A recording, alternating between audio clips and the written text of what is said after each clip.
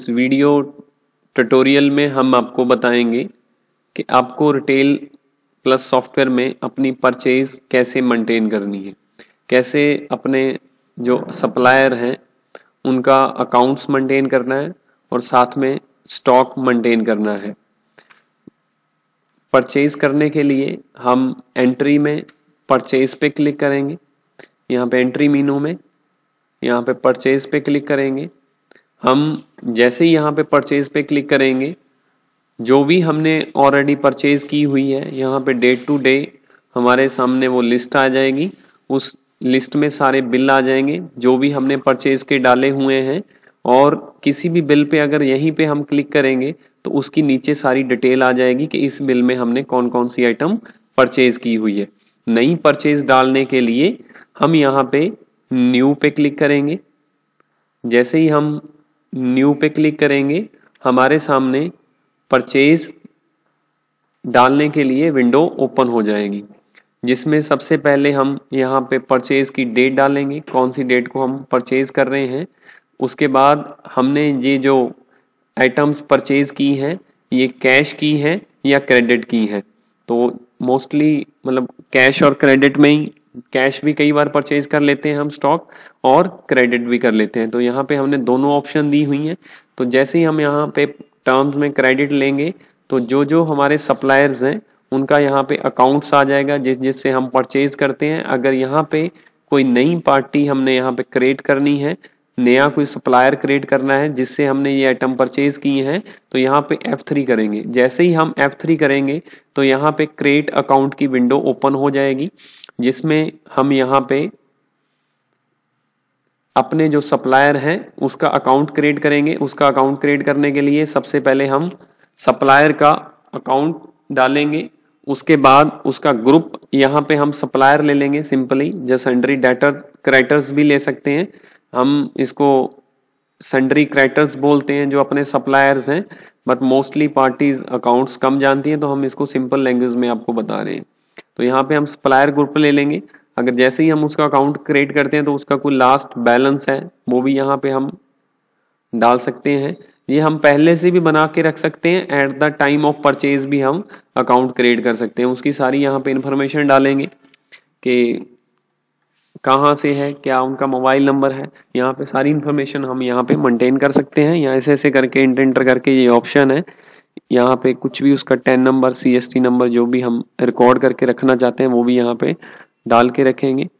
और उसके बाद मैं एंटर करके इसको सेव करता हूँ, और जैसे ही मैं इसको सेव करूँगा तो मेरी लिस्ट में परचेज एंट्री फॉर्म में आप देखेंगे कि उसका नाम आ गया पार्टी का जिससे हमने ये परचेज की। उसके बाद यहाँ पे परचेज टाइप आएगी। परचेज टाइप में अगर आपने आउट ऑफ स्टेट कोई परचेज की है तो यहाँ पे हमने परचेज टाइप में बिल डालते टाइम लेना है, परचेज की एंट्री डालते टाइम लेना है CST परचेज। अगर हमने पार्टी से, जिस पार्टी से माल परचेज किया है उसके पास टैक्स नंबर है और विद इन स्टेट है, उसी स्टेट में है जिसमें आपका वैट नंबर है या 10 नंबर है या जिसमें आप सेल करते हैं, और तो फिर आप यहाँ वहां पे ले लेंगे वैट इनवॉइस। अगर जिस पार्टी के पास वैट नंबर नहीं है जिससे आप परचेज कर रहे हैं तो आप यहाँ पे ले लेंगे रिटेल इनवॉइस। तो ये सिंपल यहाँ पे चूज करते टाइम ये देखिए कि आपने क्या लेना है। तो उसके बाद यहाँ पे बिल नंबर, जो भी हमारा परचेज का बिल नंबर होगा वो यहाँ पे हम डाल देंगे, और कुछ भी जो फॉरएवर फैशन शॉपी जिसका हमने अकाउंट यहाँ पे क्रिएट किया है जिससे हमने माल परचेज किया है वो हमें बिल देगा, उस बिल का एक नंबर होगा वो यहाँ पे हमने डाल देना है। उसके बाद जैसे ही हम बिल नंबर डालेंगे, एंटर करेंगे तो यहाँ नीचे आइटम में आ जाएंगे। आइटम में जो भी हमारे पास आइटम आई है उस बिल के थ्रू वो यहाँ पे हम डालेंगे स्टेप बाय स्टेप। यहाँ पे फर्स्ट आइटम मैंने चूज की, उसके कौन कौन से आर्टिकल है वो यहाँ पे डाल देंगे। उसके बाद उसका साइज, और उसके बाद उसका कलर, उसके बाद कितनी क्वांटिटी हमने परचेज की है यहाँ पे एंटर कर देंगे। और कोई बिल पे डिस्काउंट आया है वो भी हम यहाँ पे डाल देंगे। तो यहाँ पे सब कुछ टैक्स वगैरह ऑटोमेटिकली कैलकुलेट करके ये सब यहाँ पे ऑटोमेटिकली हो जाएगा। अगर यहाँ पे मैं एक एंट्री आपको और डाल के बताता हूँ कि मान के चलो आर्टिकल सेम है, साइज सेम है, बट कलर नया है, मीन्स के इसी आइटम का जो कलर है वो नया है, तो नया कलर आपको ऐड करना है इसी आइटम के साथ, तो आप यहाँ पे स्पेस बार यूज करेंगे। स्पेस बार यूज करने के बाद यहाँ पे आप नया कलर उठाएंगे जो भी आपके पास लिस्ट में होगा। तो जैसे ही आप नया कलर उठाएंगे उसके बाद यहाँ पे क्वांटिटी डालेंगे। तो क्वांटिटी डालने के बाद यहाँ पे आप देखिए, क्योंकि उस साइज में या उस कलर में हो सकता है कि MRP अगर आइटम का चेंज हो गया हो या उस आइटम का बारकोड चेंज हो गया हो। ऐसा नहीं है कि हमें परचेज डालने के बाद फिर से मास्टर में उसका चेंज करना पड़ेगा MRP वगैरह। यहीं पे आपके पास ये सॉफ्टवेयर ऑटोमेटिकली जैसे ही कुछ चेंज होगा, आर्टिकल नंबर, साइज, कलर कुछ भी चेंज होगा, तो ये विंडो आपके सामने ओपन होगी कि इसका MRP अब कितना है और इसका बारकोड। और यहाँ पे आप एक चीज और देखिए कि अगर हमारे जो परचेज बिल है उन आइटम्स पे बारकोड लगे हुए हैं तो वो बारकोड यूज करके भी हम अपनी सेल मेंटेन कर सकते हैं। अगर हम चाहते हैं कि ये सॉफ्टवेयर के थ्रू ही हम बारकोड प्रिंट करें तो इसको हम ब्लैंक छोड़ सकते हैं कि अगर हमारे ऑलरेडी आइटम पे जो हमने परचेज की हुई है उसका बारकोड हमने यूज करना है सेल टाइम, तो यहाँ पे हम वो बारकोड यहीं पे डाल देंगे। वहां पे आइटम में जाके हमें कुछ मेंटेन करने की जरूरत नहीं है, यहाँ पे परचेज में ही हम सब कुछ यहाँ पे मेंटेन करेंगे।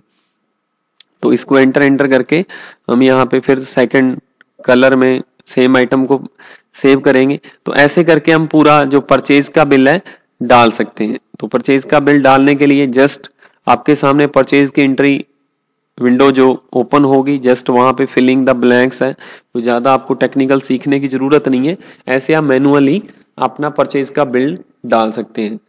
इसको जैसे ही हम सेव करेंगे तो ऑटोमेटिकली हमारा इसके साथ स्टॉक और अकाउंट मेंटेन हो जाएगा। जैसे मैं आपको बताता हूँ, रिपोर्ट्स में जाके अगर हम अब स्टॉक देखेंगे, यहाँ पे रिपोर्ट्स में हम यहाँ पे स्टॉक स्टेटस पे क्लिक करेंगे।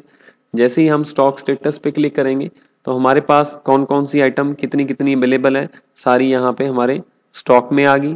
जैसे मैं सेल करूंगा ये माइनस होती जाएगी और जैसे मैं परचेज करूंगा मेरी प्लस होती रहेगी। अगर मेरे को किसी आइटम को ज्यादा डिटेल में मेंटेन करना है तो मैं यहाँ पे स्टॉक स्टेटस रिपोर्ट में मैं अगर आपको आगे डिटेल बताता हूँ इसकी थोड़ी सी, यहाँ पे हम अगर किसी भी आइटम को डिटेल में देखना चाहते हैं तो यहीं पे डबल क्लिक करेंगे किसी भी आइटम पे, तो पर्टिकुलर उसकी आइटम की पूरी डिटेल यहाँ पे ओपन हो जाएगी।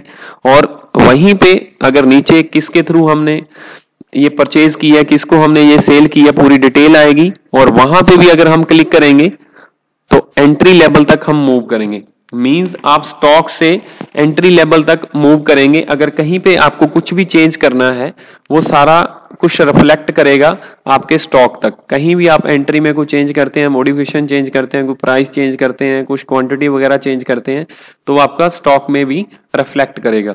जैसे यहाँ पे ऊपर ये टेक्स्ट बॉक्स बने हुए हैं जिनमें आप सर्च कर सकते हैं by item name, by company, by article, by size, by colour, by barcode भी आप पर्टिकुलर आइटम को यहाँ पे सर्च कर सकते हैं कि ये आइटम कौन से बारकोड में हमारे पास पड़ी है और इसका हमारे पास कितना स्टॉक पड़ा है यहाँ पे हम देख सकते हैं। और इसको यहाँ पे प्रिंट आउट भी ले सकते हैं और इसको हम एक्सेल में लेके जा सकते हैं। और ये थी हमारी मैनुअली परचेज डालते हैं। कुछ लोग चाहते हैं कि हम जो हमारे पास परचेज आती है, जो हमें जिनसे हमने परचेज किया है वो हमें एक मेल करते हैं, एक्सेल शीट मेल करते हैं। उस एक्सेल शीट से ही हमारी परचेज ऑटोमेटिकली इस सॉफ्टवेयर के थ्रू ऐड हो जाए और मुझे मैनुअली परचेज की एंट्री ना डालनी पड़े। तो उसके लिए मैं आपको एक एंट्री डाल के बताता हूं फिर दोबारा से। यहाँ पे परचेज की एंट्री डालने के लिए जैसे मैंने आपको बताया था, न्यू पे क्लिक करेंगे। न्यू पे क्लिक करने के बाद यहाँ पे आपके पास सेम परचेज विंडो ओपन हो जाएगी जिसमें मैंने आप यहाँ पे अभी सेम पार्टी से मैं आपको एक एक्सेल शीट से परचेज डाल के बताता हूँ।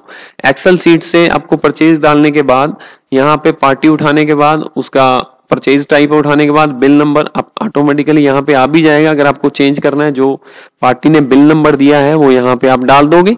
और उसके बाद बिल नंबर डालने के बाद यहाँ पे आप Alt X प्रेस करेंगे एक्सेल से डाटा इंपोर्ट करने के लिए। जैसे ही आप एक्सेल Alt X प्रेस करेंगे आपके सामने एक्सेल डाटा इंपोर्ट यूटिलिटी एक हमने इंटीग्रेशन टूल इसमें डेवलप किया हुआ है, जिसके साथ आप अपने एक्सेल शीट से भी इसमें सारी परचेज इंपोर्ट कर सकते हैं। यहाँ पे सिलेक्ट पे क्लिक करेंगे। जैसे ही हम सिलेक्ट पे क्लिक करेंगे तो ये हमें पूछेगा कि कौन सी शीट है, कहाँ से हमें डाटा उठाना है। हमने यहाँ पे एक बार एक्सेल के नाम से ऑलरेडी मास्टर शीट बनाई हुई है, जिसमें पूरा डाटा हमने दिया हुआ है कि किस फॉर्मेट में आपको डालना है, उसी फॉर्मेट में आप डालोगे। उसके बाद इसको यहाँ पे सिलेक्ट करोगे। सिलेक्ट करने के बाद उसके बाद कितने रिकॉर्ड हैं, कितनी एंट्रीज हैं उस शीट में यहाँ पे हम डाल देंगे। मींस नंबर ऑफ रोज कितनी है हम यहाँ पे डिफाइन कर देंगे एक बार। और डिफाइन करने के बाद यहाँ पे आप देख भी सकते हैं कि उसमें कितने रिकॉर्ड हैं। जैसे ही मैं यहाँ पे रिटेल प्लस पे राइट क्लिक करके यहाँ पे ओपन फाइल लोकेशन करूंगा, वहां पे हमारी एक वार शीट के नाम से वार के नाम से एक फाइल है एक्सेल की, उसमें मेरा पूरा डाटा डाला हुआ है। मैं वो भी आपको खोल के दिखाता हूँ कि कैसे हमने उसमें डाटा डाला हुआ है। ये एक्सेल आपके सामने खुल रहा है, जिसमें सारी इंफॉर्मेशन दी हुई है आइटम की जो हमने परचेज की है। अगर आपको पार्टी इस फॉर्मेट में डाटा भेजती है तो भी ठीक है। अगर आपकी पार्टी किसी भी फॉर्मेट में डाटा भेजती है, उसको आप इस फॉर्मेट में जस्ट कट कॉपी पेस्ट करके सेट कर सकते हैं, जिसमें item name, company name, quantity, उसका MRP, article size, colour, barcode भी यहाँ पे आप सारे आइटम्स के डाल के रख सकते हैं जो भी पार्टी आपको भेजेगी। और उसकी वैट परसेंटेज, कितना टैक्स वगैरह लगा है, वो यहाँ पे हम डाल के रख लेंगे। और उसके बाद इसको हम यहाँ पे मैं बंद करके फिर वापस सॉफ्टवेयर में जाऊंगा। और यहाँ पे आप नीचे देखोगे, यहाँ पे काउंट में आ रहा है 13। मींस इसमें आपके 13 रिकॉर्ड हैं टोटल, जो हम अपने सॉफ्टवेयर के थ्रू इंपोर्ट करेंगे। तो यहाँ पे हम नंबर ऑफ एंट्रीज में डाल देंगे 13। तो जैसे ही हम 13 डालेंगे यहाँ पे, तो यहाँ पे इंपोर्ट पे क्लिक करेंगे। इंपोर्ट क्लिक करने के बाद ये आपको बताएगा कि आपका सॉफ्टवेयर कितना टाइम लेगा इसको इंपोर्ट करने में। तो जैसे ही आप यस पे क्लिक करोगे, नैनो सेकेंड में ये आपका डाटा इंपोर्ट हो जाएगा। ये देखो आपका सॉफ्टवेयर सारा डाटा ऑटोमेटिकली आपकी एक्सेल शीट से फेच कर रहा है। और आपको कोई भी मैनुअली, अगर ये 13 रिकॉर्ड डालने हो तो लगभग एस्टिमेट मेरे हिसाब से इस बिल को डालने के लिए आपको 5 मिनट चाहिए। बट रिटेल प्लस सॉफ्टवेयर में आप एक्सेल इंटीग्रेशन और एक्सेल यूटिलिटी को, इंटीग्रेशन को हम यूज करके अपनी जो परचेज है वो स्किंटों में डाल सकते हैं। मींस बहुत बड़े बड़े बिल होते हैं, बहुत सारे साइज होते हैं, कलर होते हैं और काफ़ी क्वांटिटीज़ होती हैं। तो उसको डालने के लिए हमें मैनुअल काफ़ी गलती भी हो जाती है। बट इसके थ्रू आप मिनटों सेकंडों में आप अपना सारा डाटा डाल सकते हो। उसके बाद जैसे ही हम इसको सेव करेंगे तो ये सारी हमारा अकाउंट और स्टॉक ऑटोमेटिकली हमारा इस परचेज के थ्रू मेंटेन हो जाएगा। ऐसे मैं अभी आपको बताता हूँ कि जैसे आपको पार्टी की लेजर देखनी है, तो लेजर देखने के लिए यहाँ पे हम लॉग बुक में जाएंगे। तो लॉग बुक में अगर हम ये देखना चाहते हैं फैशन शॉपी से हमने जो 2 बिल परचेज किए थे, तो ये देखो आपका इसके साथ अकाउंट्स भी मेंटेन हो गया। मींस जैसे ही हम परचेज डालेंगे तो हमारा स्टॉक तो मेंटेन हो ही गया। मैंने आपको स्टॉक की रिपोर्ट पहले दिखाई है। अकाउंट्स भी जिन जिन पार्टियों से हमने लेना देना है उनका हिसाब किताब भी यहाँ पे मेंटेन होगा। अभी अगर फैशन शॉपी को हमने कोई पेमेंट करनी है, मान के चलो कि हम एक पेमेंट की एंट्री डालते हैं, तो पेमेंट बहुत ही सिंपल है। बहुत सारे लोग पूछते हैं कि हमें इसके लिए किसको डेबिट करना है, किसको क्रेडिट करना है। अकाउंट्स लेवल पे हमें काफी इंफॉर्मेशन पूछते रहते हैं। बट हमने इसमें हर स्क्रीन, हर विंडो ऐसी डिजाइन की है कि आपको कोई भी एंट्री डालने के लिए ये सोचने की जरूरत नहीं है कि हमें इसमें अकाउंट्स सीखना पड़ेगा। मींस आप विदाउट एनी हेजिटेशन इस सॉफ्टवेयर को ऑपरेट कर सकते हैं। मैं आपको क्विक पेमेंट के बारे में बता रहा हूं। क्विक पेमेंट में जितनी भी हम पेमेंट्स करते हैं, चाहे वो सप्लायर को हो, चाहे वो डेली एक्सपेंस हो, सारी हम पेमेंट की एंट्रीज मेंटेन कर सकते हैं। यहाँ पे सबसे पहले हम क्विक पेमेंट में डेट लेंगे, उसके बाद पेमेंट मोड लेंगे। मींस हम जो पेमेंट कर रहे हैं वो बाय बैंक कर रहे हैं या बाय कैश कर रहे हैं। तो यहाँ पे पेमेंट मोड में हम कैश ले लेंगे। और जैसे ही हम यहाँ पे कैश लेंगे, किस पार्टी को हम पे कर रहे हैं, तो हम यहाँ पे उसका अकाउंट चूज करेंगे। अकाउंट चूज करने के बाद हम कितनी अमाउंट पे कर रहे हैं, मींस 10,000 पे मैं यहाँ पे डाल रहा हूँ, एक 10,000 की एंट्री डाल रहा हूँ। उसके बाद अगर कोई पार्टी ने हमें डिस्काउंट वगैरह दिया है तो वो भी हम यहाँ पे डाल सकते हैं। मींस मान के चलो कि हमें 200 रुपया पार्टी ने रिबेट दे दी, डिस्काउंट दे दिया, उसके लिए भी आपको अलग से एंट्री डालने की जरूरत नहीं पड़ेगी। बहुत सारी हमारे पास क्वेश्चन आते हैं कि हमें पार्टी ने डिस्काउंट दिया है, इसकी जर्नल एंट्री कैसे पोस्ट करेंगे। तो यहाँ पे क्विक पेमेंट में हम यहाँ पे जिस पार्टी ने आपको डिस्काउंट दिया है, कोई भी रिबेट वगैरह दी है, वो भी यहाँ पे आप एंट्री एडजस्ट कर सकते हैं। तो हमारे पास कैश पेमेंट कितनी आई है, हमने 10,000 रुपया टोटल पेमेंट एडजस्ट करेंगे उसके अकाउंट्स में से, जिसमें से 200 रुपया उसने डिस्काउंट दिया है और 9800 रुपया हमारा कैश में लेस हो जाएगा। और यहाँ पे कोई रिमार्क्स वगैरह हमने देना है, किस बिल के अगेंस्ट है, या कोई मतलब यहाँ पे किसी नाम के थ्रू हमने यहाँ पे पेमेंट दी है, तो यहाँ पे हम उसका रिमार्क्स भी लिख के रख सकते हैं, जिसके थ्रू हमारे कल को हमें लेजर में उसकी पूरी डिटेल मिलेगी। मैं इसकी यहाँ पे एंट्री डालता हूँ और एंट्री डालने के बाद फिर दोबारा से हम उसकी लेजर चेक करेंगे पार्टी की।